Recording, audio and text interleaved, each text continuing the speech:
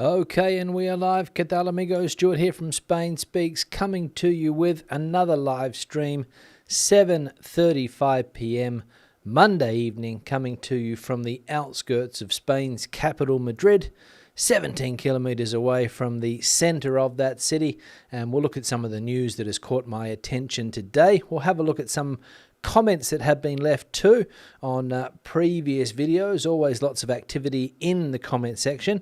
And then in the second half of the video, as I always do, we'll go into the chat section and see what's bubbling away among people that are watching the live stream this evening. Now, straight into the news we will go. And Spain's EU presidency started today. Officially, it started on Saturday, but of course nobody works on Saturday, I don't think. But today, officially, it was launched. And as we can see here, Sanchez has promised the EU that Spain will be up to the task during its presidency. Prime Minister Pedro Sanchez has promised the President of the European Council, Charles Michel, this Sunday that the Spanish institutions and citizens will rise to the occasion during the Spanish presidency of the European Union, which began last Saturday and will last until the 31st of December, 6 months, despite the uncertainty surrounding the results of the early general elections to be held on the 23rd of December. Sanchez received Michel at the La Moncloa Palace in what is the first effective act of the Spanish presidency after the symbolic debut on Saturday with Sanchez's trip to Kiev to show the Union's support for the Ukrainian people, and on the eve of the European College of Commissioners led by the President of the Commission, Ursula von der Leyen, coming to Madrid on Monday. This meeting was scheduled for the end of next week, but has been brought forward to avoid coinciding with the start of the election campaign, so that Spain, according to Sanchez, will be up to the task. A few people in Europe are sceptical, thinking that a change of government could hinder Spain's presidency, what they are able to get done during that 6 months. And of course, as we know, the European Union, that presidency is rotated among the members of the European Union, 6 months as we saw. So we'll see. Not the first time that Spain has had it, and I'm sure it won't be the last. Won't be the last. I'll say that again. Won't be the last. Another piece of news. Another right-wing party has popped up in Spain, extreme right-wing party, and erode Vox's supporters. Could Spain's new far-right party split the movement? The question that's being asked by Euronews. Exactly 1 year ago, Spain's far-right Vox party lost one of its most well-known and charismatic figures. Macarena Olona, formerly the party spokesperson in Parliament, quit due to medical reasons. She announced her departure shortly after Vox put her forward as their candidate in Andalusia's regional elections, though the result fell short of expectations, with the party winning fewer seats than expected. Not many Spaniards believed she was truly ill and put her resignation down to internal disputes. After 3.5 years dedicating body and soul, the time has come for me to end this stage, she said in her farewell letter after leaving the party. But in a split that has stung Vox and put it on high alert, Olona began a new political party last June, Caminando Juntos, walking together. Sounds nice, doesn't it? Walking together on the right side of politics here in Spain, Caminando Juntos, with Macarena Olona, who was the failed Vox candidate. I'll repeat that, failed Vox candidate in Andalusia. Didn't live up to expectations. She thought that she would go into with the elections down there last year. I think they were the elections in Andalusia. She thought that she would get more support than she did, and it was controversial. Even getting her enrolled to take part in that election, I think, was controversial. She wasn't a resident in Andalusia. She was a resident in Madrid, but she went down there to try to improve Vox's performance, but it didn't work. And even though the Italian Prime Minister, Ms. Meloni, came over and gave a fairly, well, I was not going to know what word to use there with the speech, but a fairly crowd-rousing speech, let's say, from Ms. Meloni, didn't work. And as we saw there, Ms. Olona no longer part of the Vox party and starting her own party, again the name Caminando Juntos, walking together on the right side of politics. So we'll see if it does have an impact on Vox and dent it. I'm not sure whether they'll be up and running for the 23rd of July elections. Not sure, but maybe it will be the case. So there will be another party on the hard right side of politics for people to vote for here in Spain. Another piece of news here. The Extinction Rebellion group in Spain have plugged holes on 10 Spanish golf courses in water protest.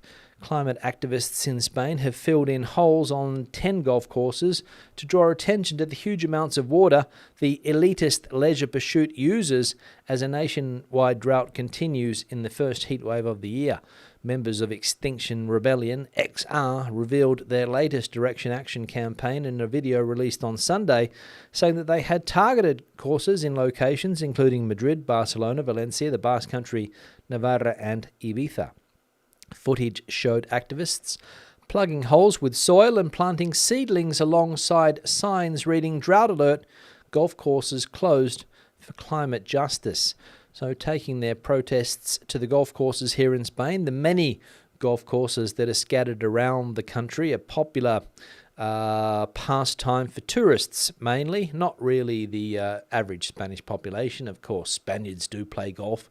Don't get me wrong, Spain has had champion golfers over the years, but I wouldn't say that it's a popular sport in this country, considering the fact that where I live here, I don't know anybody that plays golf, even though we don't even have a golf course really close by. You have to travel about 15 kilometres maybe to get to the closest golf course. Different story in Andalusia. Golf courses are all over the place down there on the Costa del Sol and in other parts of the country, but that protest group deciding that golf course is the place to take out their revenge. And as we saw there, covering over the holes on the green and creating more holes where they planted some seedlings or some saplings on the greens as well. So I'm sure the greenkeepers won't be happy. And the final piece of news here, the Spanish dream, sun, beach and work in a call centre for 200 Nordic people in Torrevieja, their Spanish dream. At 7:30 on a Monday morning, workers in Norway, Sweden, Finland and Denmark take to the roads to their workplaces, and there are tense moments, just like everywhere else in the world, where sleepy drivers and those worried about being late are at the wheel. This is the time when scratches, collisions and sometimes the most unpleasant tragedies occur. When they call the 06000 number for help, they are answered on the other end of the line by a fellow countryman 3,000 kilometres away in an office just 3 minutes from the beach in Alicante, Torrevieja. Here, the Nordic insurance company Viking employs 192 people who respond to more than 1.2 million calls a year from these 4 countries, where they cover 5.5 million vehicles. The workers imported are from their countries of origin, attracted by the possibility of having the best of both worlds. On the one hand, the Nordic business culture, and on the other hand, the Spanish quality of life. So interesting that these Nordic companies opening up their call centres in places like Alicante, Torrevieja, getting people from those countries to come down there and work. I'm sure that that's not difficult.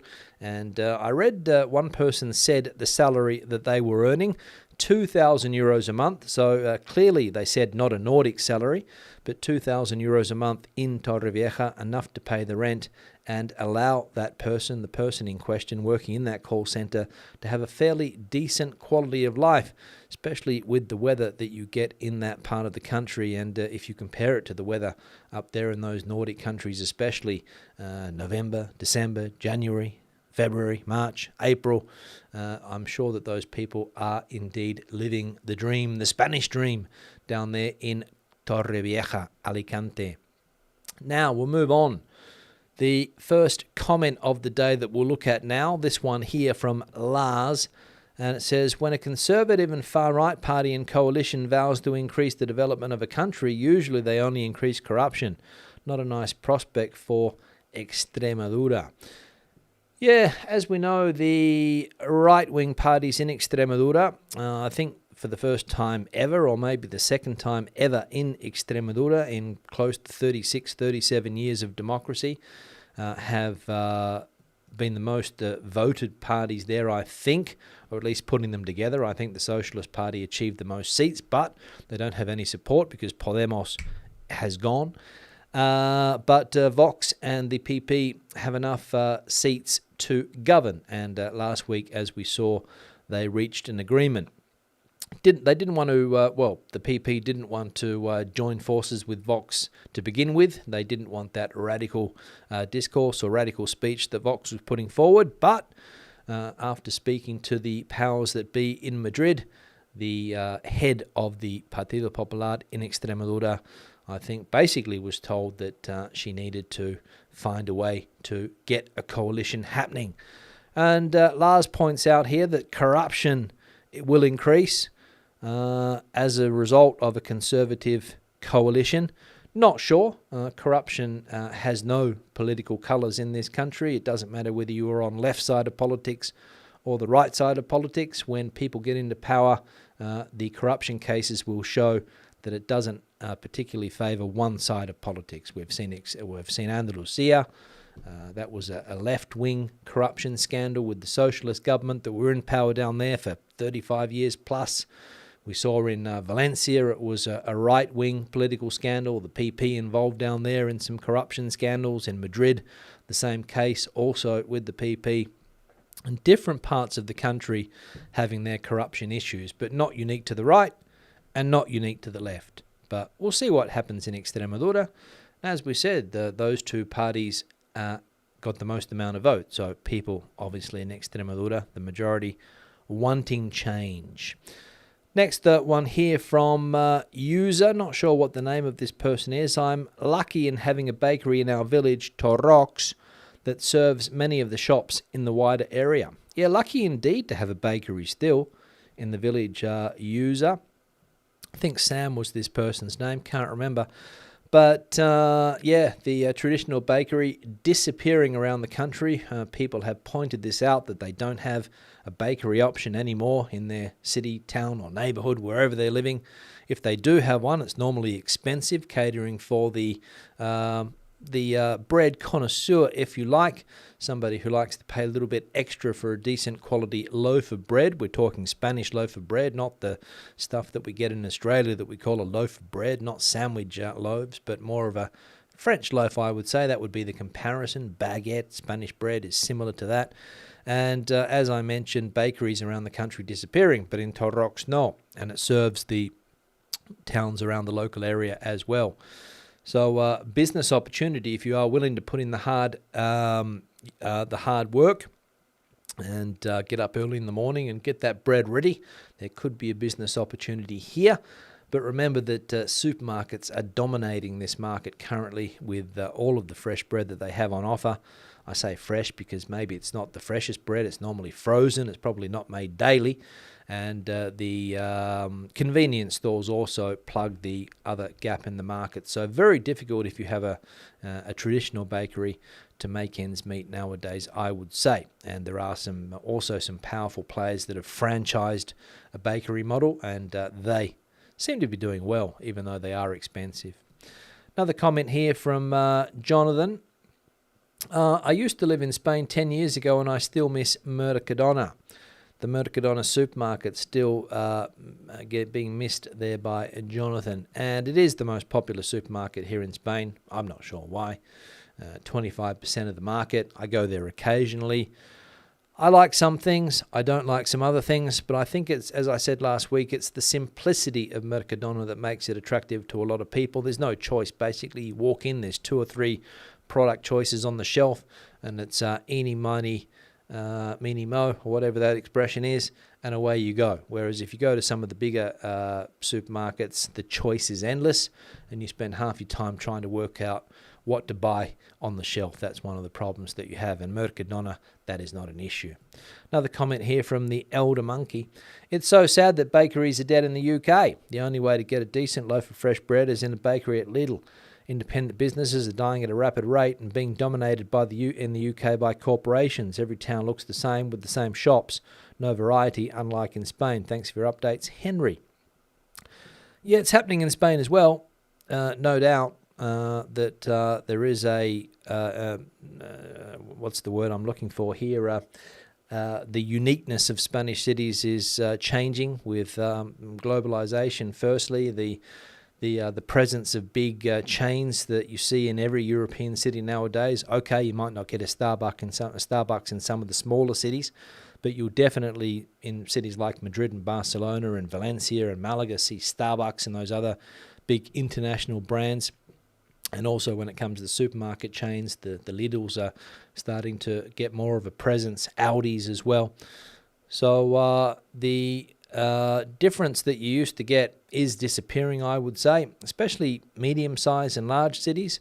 A lot of the same businesses are opening up, and every Spanish high street, in my opinion, looks fairly similar nowadays with the same type of shops. They might be Spanish businesses, of course, but they are covering the whole of the country. So even if you go to a medium-sized city like Albacete, where I was last year or maybe earlier this year, I can't remember, the high street looks exactly the same as a high street in the north of the country, for example. So it's happening here too, but I understand that in the UK it might be more advanced. I don't know. Another comment here from Mick. I feel scammed. Bought solar panel system and told 6 to 12 months to receive the rebate.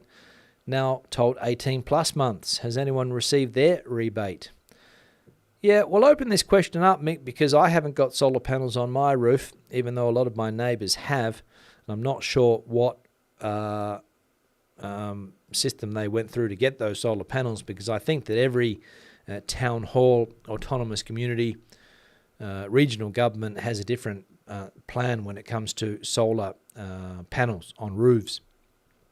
Here, for example, the local government gives a 50% discount on your housing tax for 5 years if you put solar panels on the roof, and I believe that that is a discount that is already being implemented this year, or if you got them up in 2022, 2023 is when that rebate will kick in. Not sure where you are in Spain. Who was that? Let me check. Mick, not sure where you are in Spain or which system you use to get those solar panels on the roof, whether it's an autonomous community thing, whether it's a local government thing. But yeah, it's possible there could be delays. A person replied to this saying that it's a European Union issue. The money's not coming through. Don't think that's the case. I think Spain is flushed with European Union money at the moment. All of these different quantities have come into the country. But there's a bit of a hold-up when it comes to the central government distributing it to the autonomous community governments. And it doesn't help when there's an election on and maybe the central government is trying to strangle, even though you probably can't prove this, some of the autonomous communities that are not controlled by that same political party. So that could be one of the reasons as well. So, but as I said, difficult to prove, but wouldn't be the first time that something like this has happened, that the central government tries to strangle regions that are not politically in line with them. Final comment from the Argentec immigration. Go out and show restaurants, please. My husband and I are loving your videos. We are learning a lot. May you speak more about water issues and what are the areas to avoid. Thanks. Go for a real paella. Yeah, I don't think I'll be going for a real paella, firstly because it's difficult to get a good paella takeaway. I think you've got to sit in the restaurant, wait for it to come out, and then eat it straight off the dish in the restaurant. That would be, well, that's been my experience with paella. Secondly, I'm not a huge rice guy. I don't mind rice every now and again, but I'm not going to go out and order a rice dish if there's other things on the menu normally. I don't mind it, especially if you're down in Alicante, Valencia, Murcia, where rice dishes are, have a good reputation. Obviously, you want to try them in those places here. But in Madrid, it can be a little bit hit and miss. And authentic paella, well, you'll get something that they call paella, but whether it's an authentic one, I don't know. But I'll keep it in mind. When it comes to the other point you make, yep, I'll try and show more restaurants. Not easy to get out and about because I'm busy in the morning, so it takes up a lot of my time. And water issues here in Spain, well, different parts of the country are affected by drought, more serious in some places than in others.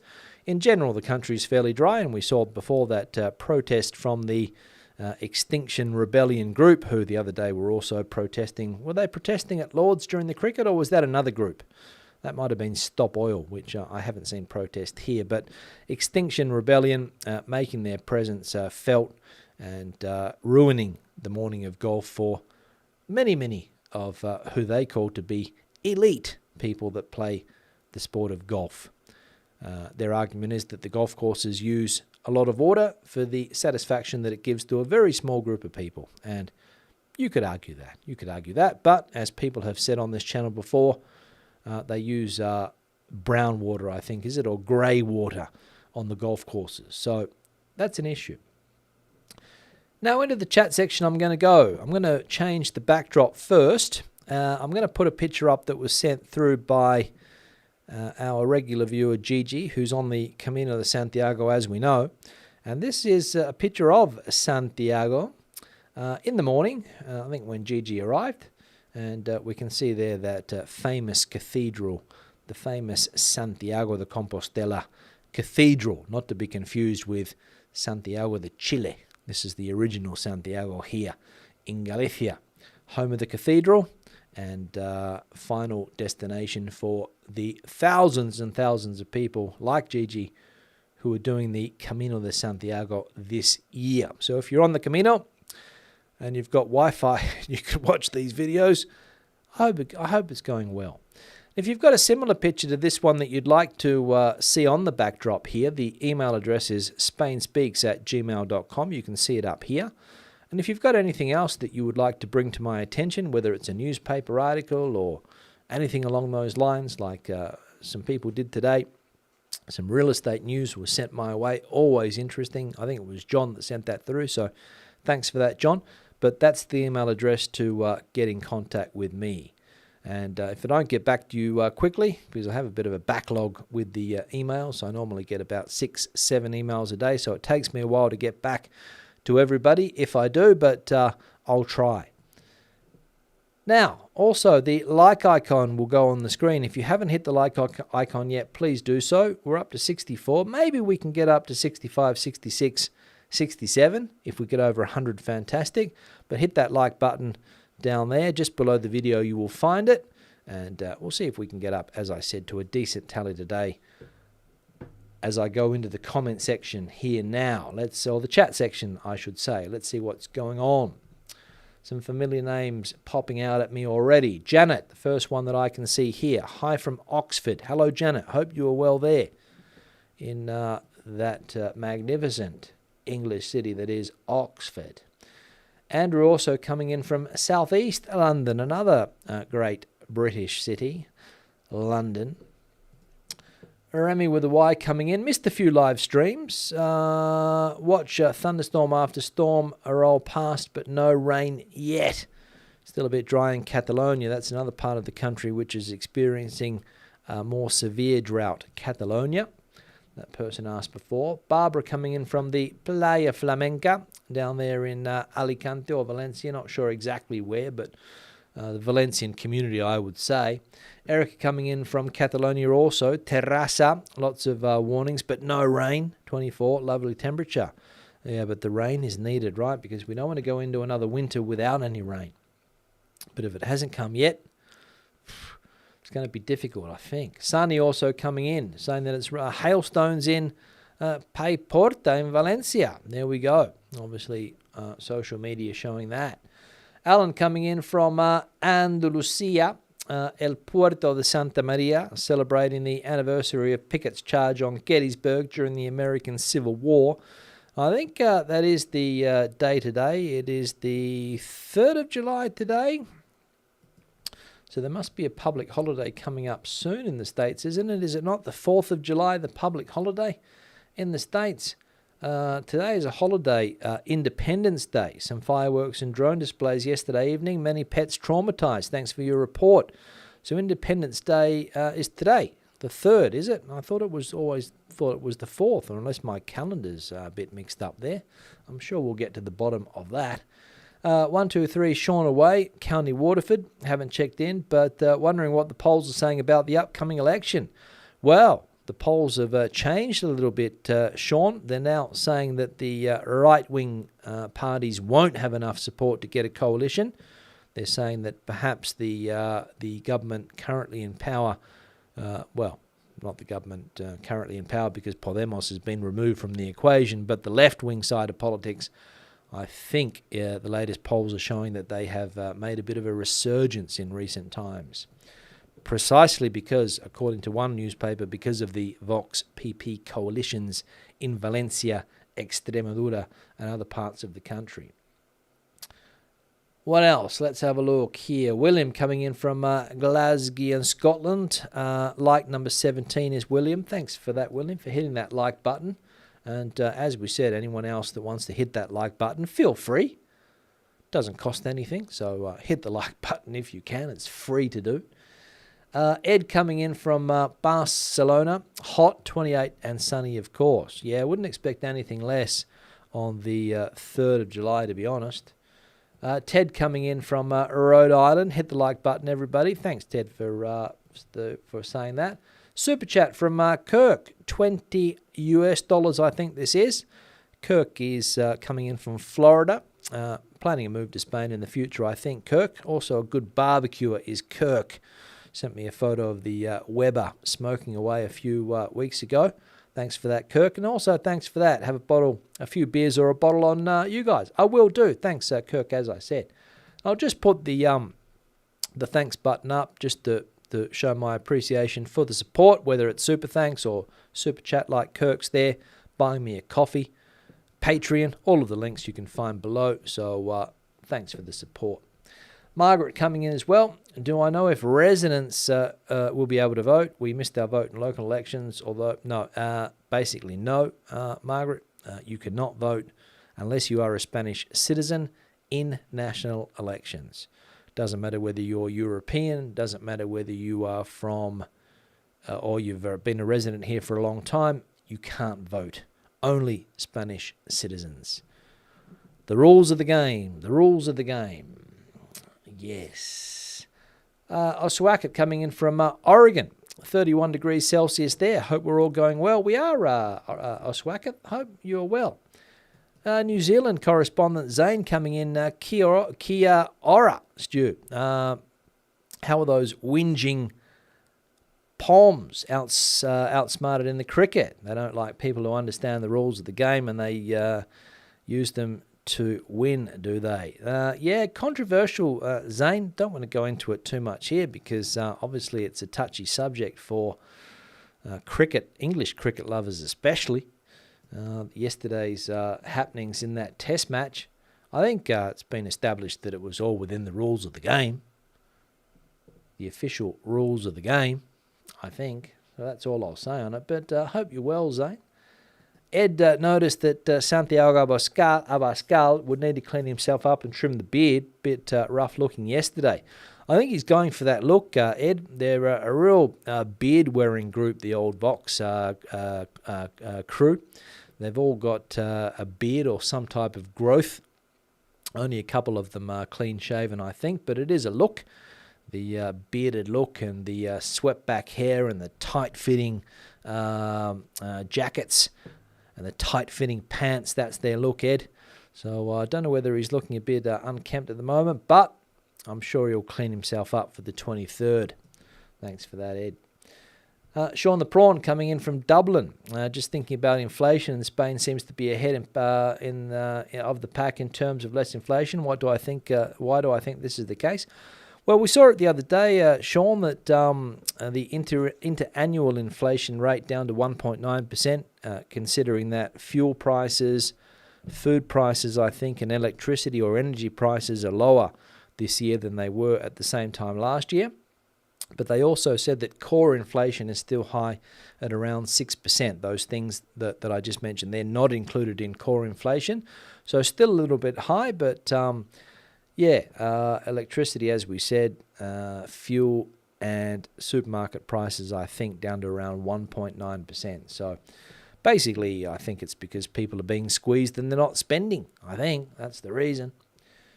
That's how they get inflation down. That's the idea, right? Interest rates up, inflation goes down. The more people have to pay for their mortgage and things like that, the less they've got to spend. That's what they do, I think. So obviously, people in Spain spending less or have changed their consumption habits. I would say that's the reason. Anders saying that Swedes start up office hotels in Palma. The Swedes take over Santa Catalina and Palma. There we go. Swedish people. Obviously, as I said before, the weather must be the big attraction when you're living up in a country like Sweden. Although I've never lived in Sweden, I can't, speak from personal experience. I've lived in the United Kingdom. That was bad enough. But if you live in a country like Sweden, Norway, Denmark, Finland, where you get those very cold winters with not much light, and you come to a place like Alicante, even Palma de Mallorca, or Palma, as it's now called, somebody pointed out the other day, and first thing you see is the sun shining, 320 days of the year. Welcome to the dream. Welcome to the dream. And if you can get, Norwegian working conditions and a decent salary, 2,000 a month is not bad. Obviously, you'd probably get more than that in Norway, but down here, 2,000 in your pocket every month. Living like a king or a queen. Massive immigration from Sweden to Spain. Absolutely. Yeah, absolutely. People looking for that quality of life. That's what it's all about. Wake up in the morning, open the blinds, and you've got a nice sunny day. Sit outside. Even in the middle of winter, the temperature's decent in a lot of those places. 18, 19, 20 degrees Celsius. Sit outside, have a coffee. Attractive. Gino's in the chat as well, saying hello to everybody. Gino and Isabella, not sure if she's with us tonight. Mercadona chicken is tasteless, according to a different Gear TV. Just put a bit of salt on it. You might get a bit of flavour. A bit of salt always tends to make a difference. Rashito coming in from, and Jerome, Rafia, I should say, coming in, and Jerome coming in from Austin, Texas. There we go. Thank you very much. Austin, Texas. Alan's local bakery is not expensive. Perhaps they supply the local restaurants with rolls and picos. Maybe that is the case. They might have that secondary business where they're supplying the restaurants, Alan. Absolutely. And also, I'm not saying that the traditional bakeries are not, they've all disappeared. You can still find them, but they're getting harder and harder to find, I think. At least that's been my experience. What else? Stan coming in from the Centro de Madrid. Hot there today, Stan. On the Gran Via. Hot. Hot wind blowing as well, which makes it even more uncomfortable.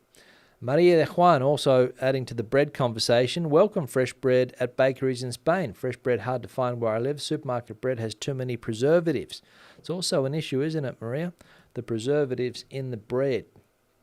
Starbucks is crap coffee and very overpriced. Yeah, I know. But for whatever reason, I see people sitting at Starbucks drinking overpriced coffee and crap coffee, as you say here. I've never been able to work it out how Starbucks can compete in a country like Spain, which is a traditional coffee drinking country. It must be purely for the tourists or people that are curious to try that type of coffee because they see it in the movies and TV shows, I imagine. I imagine that's the case. I've been once or twice to Starbucks because curiosity got me in. What else we got going on here? Let's have a look here. Diffie's in Seville next week. Temperature is 43 degrees Celsius, 5 days straight. Yeah, well, that's what happens when you go to that part of Spain at this time of the year, Diffie. That's nothing. You can't expect anything else. That's what it is.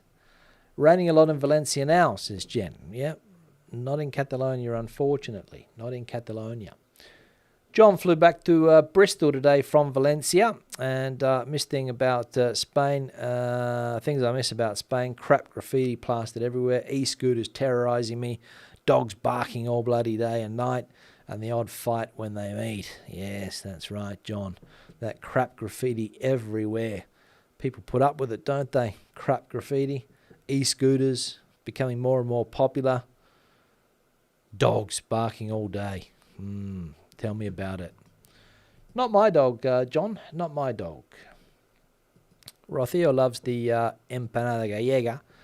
Very good, Rocío, the empanadas. If you get a good empanada gallega, and I say a good one because there's a lot of imitations that are pretty bad, but if you get a good one, especially one that comes directly from Galicia, there's a shop here in Madrid, or at least there used to be, that brought the empanadas directly from Pontevedra or Lugo or wherever they came in from.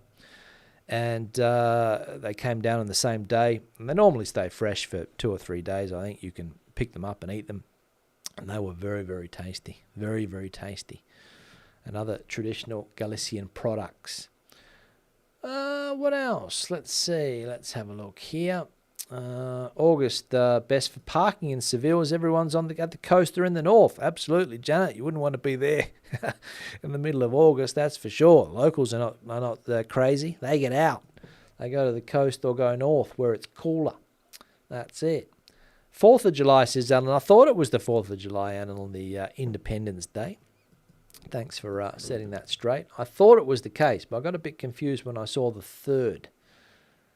What else we got going on here? Let's have a look here. Barbara's pointed out where the Playa Flamenca is. It's between Torrevieja and Cabo Roig in Alicante.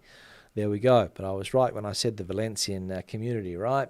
But I get confused between Alicante and Valencia a lot of the times. And Castellón up there to the north also. 4th of July, 4th of July, getting through those ones there. Plenty of people coming back there. Dave's wife says Venezuelan Independence Day is on the 5th of July. Interesting, Dave. One day after the American Independence Day. Anything in that? I saw a very interesting video the other day. You might want to check it out, Dave, of a guy who's riding his motorcycle through Venezuela. Can't remember the name of the channel, but if you put in as it was in Spanish, of course. If you put in the search terms, you'll probably find it. I couldn't believe how many controls, roadblocks and police controls or police checkpoints there are in Venezuela. He was getting stopped every 5 kilometers. I don't know whether it was because it was close to the border, but unbelievable. Unbelievable. So the 5th of July, Independence Day there. 2 bakeries still in Bucketstown, not expensive. Oh, that's good to see that they're not expensive yet. What else we got going on now? Let's have a look here quickly. We've got another super chat here, one from Marcus. Time for a cold one. Yeah, Marcus, I've got a nice cold beer in the freezer currently, getting it down to that perfect temperature just before it freezes. And because here, as I said, a hot one today. And the cold one's going to go down very nicely indeed when I wrap this live stream up shortly.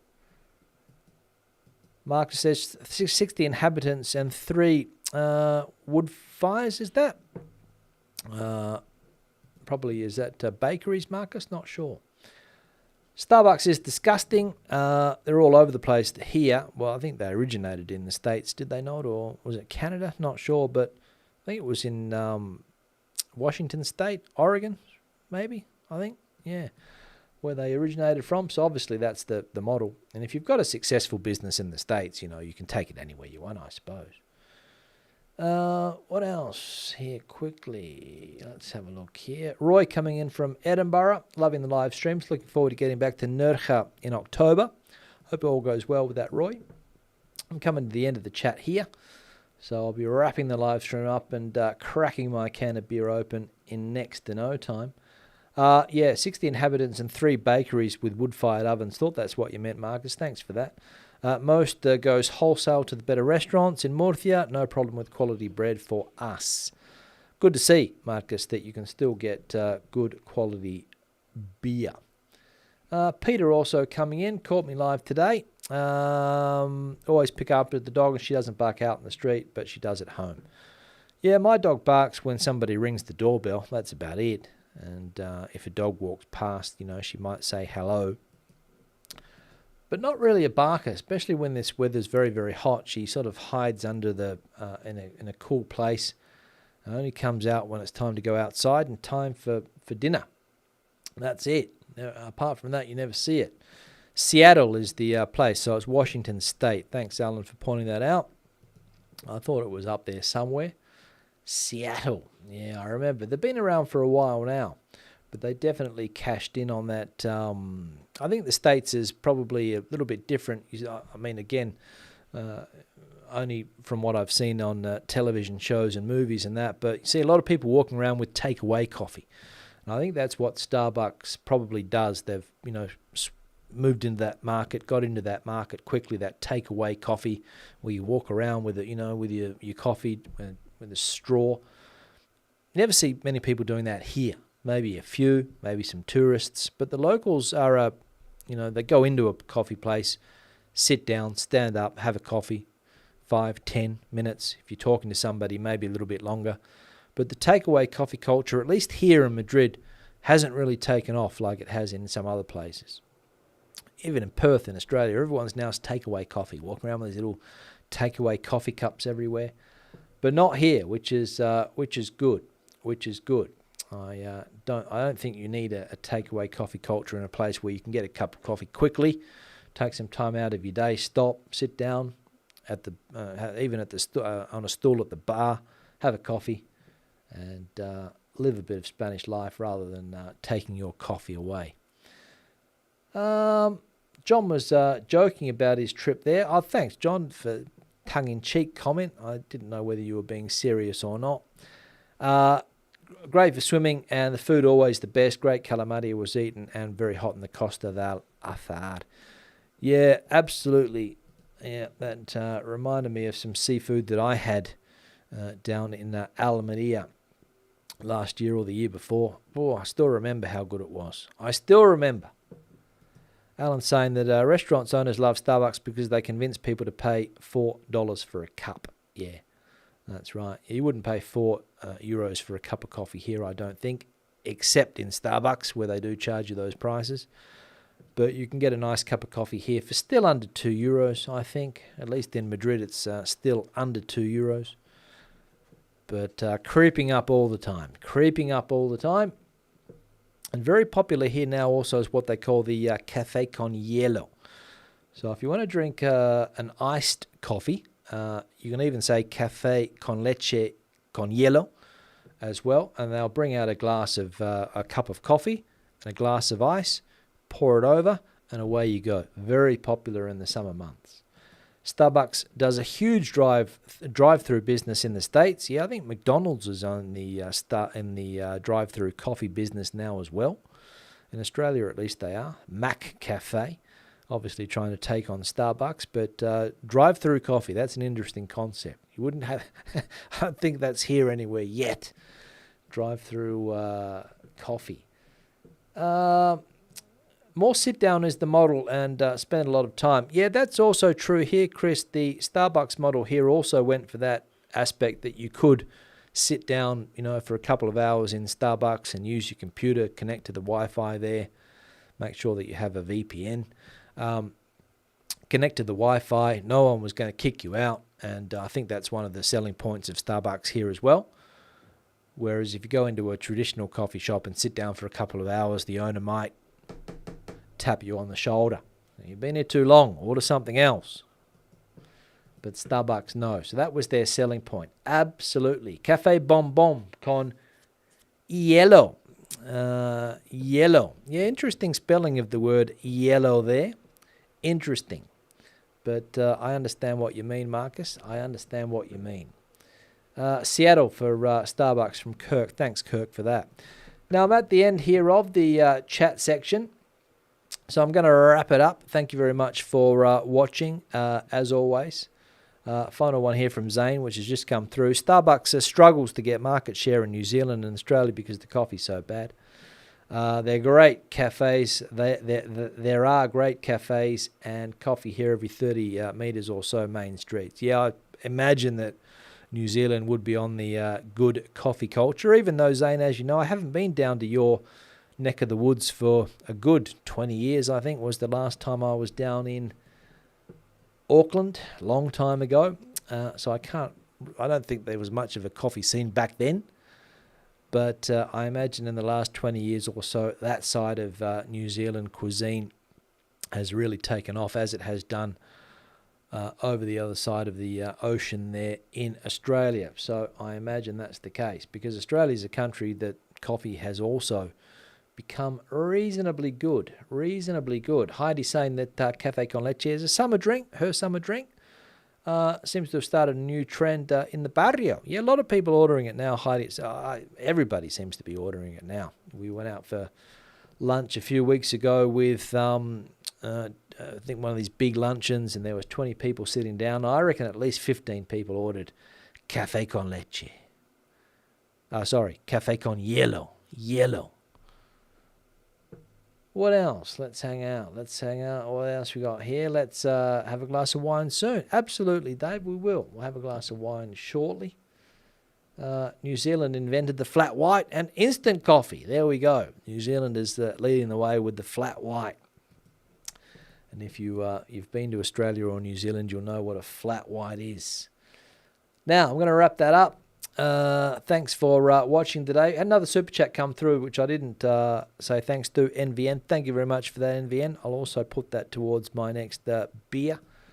I found that what's the beer company called? That Mexican beer company, Corona's doing a alcohol-free beer, which I tried the other day. It's not bad, so maybe I'll have one of those soon as well. Thanks for that, because it's around €60 a bottle, so it's not cheap. Eric is saying, what about a granizado café or the limón? Granizado de café. Absolutely, on a hot day as well. Very true. Lots of people choosing those as well, Erica. Absolutely. And Steppenwolf, Colin, great. Live again. Thanks, Colin. So I'll be back again tomorrow at 7:35 p.m. Hope to see you there. Hopefully there'll be some interesting stories coming across in the press here. We'll see. Always something around the corner, I think, given there are elections coming up. We go into full election mode, I think, next week, a couple of weeks before the election. So there's going to be plenty of information around, so we'll keep an eye on that. Thanks for participating in the chat. Thanks to the people that have supported the channel today through the super chat. It's been an interesting conversation as always, and great to see you guys here again. As I said, back again tomorrow. Hope to see you then. Hasta luego. Hasta entonces.